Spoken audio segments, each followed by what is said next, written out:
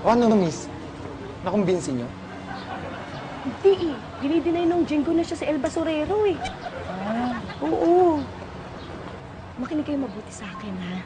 Alam niyo ba na marami akong sponsor? Nakita niyo ba yung balat kong to? Meron ako sponsor ng sabong pampakinis. At eto pa! Meron akong sponsor ng mga sosyal na rubber shoes. Oo. At higit sa lahat, etong hindi mawawala. Meron ako sponsor ng mga lalaki. Alam niyo ba? Makinig kayo sa akin! Ang tawag ko doon ay Hagip Boy! Yes! Diba? Balikan na naman! Fresh!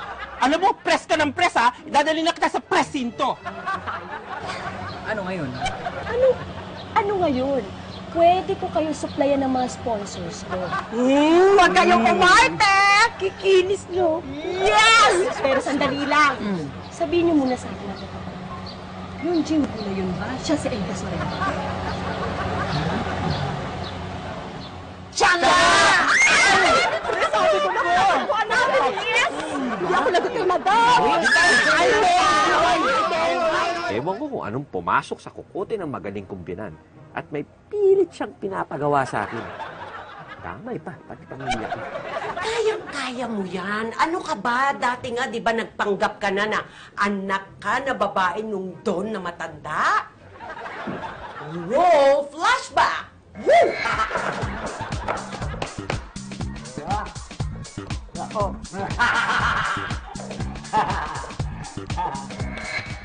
Ama, bakit ba gusto mong gawin to? O, hindi para maging sikat kayo.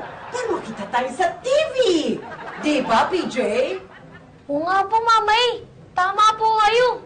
Tamang-tama po kayo. Ma, parang hindi ko naman yata kaya yung pinagagawa ninyo eh.